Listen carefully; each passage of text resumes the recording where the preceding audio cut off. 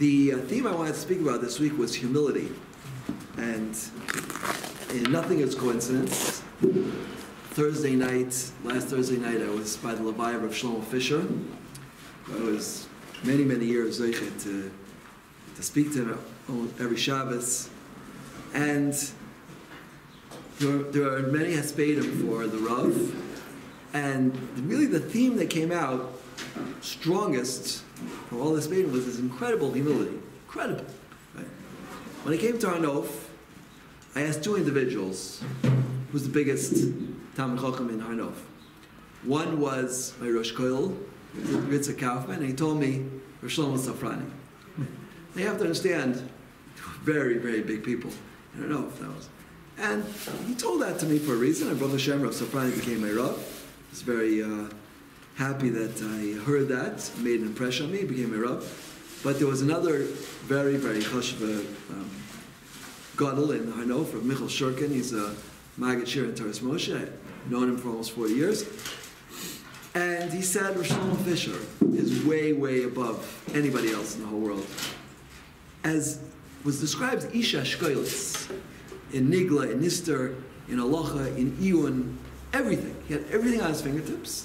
And by just looking at him, you wouldn't necessarily be able to grasp this.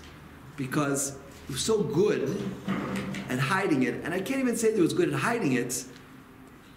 Very interesting statement from the Kutzker. It would always bother me, this question. Chazal say, Kol boreach min hakavod, kavod boreach acharav. Right? Anyone runs away from kavod, so kavod runs after him. The question is, if he doesn't want kavod, so why are you doing this to him? Right? Like, seemingly that's a little fair, as they say. It's not fair. And I always thought the pshat is that the most mechubadika thing, the greatest honor a person could have, right, is to run away from kavod, is not to be machshav kavod. That is the greatest kavod. Yeah? And so he gets kavod for that. You can't avoid it. You're doing something which is so great. But then I saw something very interesting from the Kutzker. The Kutzker writes like this. He says, if you run away from kavod, that means that you're goris it. You hold that it is something. Right? You hold it something. He says, the right way to deal with kavod is just not to be misyachas with it at all. Right? If you don't think about kavod at all, if you, like, in your mind it doesn't exist, then it won't run after you. Right? The Kutzker says, because if you run away from kavod, if you recognize it as being an entity, then you're giving it some level of importance, and then it will run after you because you deserve it for being so humble. So Rav Fisher was a tzaddik and a gadol of that stature that he didn't care about kavod. Like, it was nothing to him. 24 hours a day. Yom Balad used to go Sunday morning to Itri and just sat in a room the whole week and learned. He was Rosh Yeshiva there.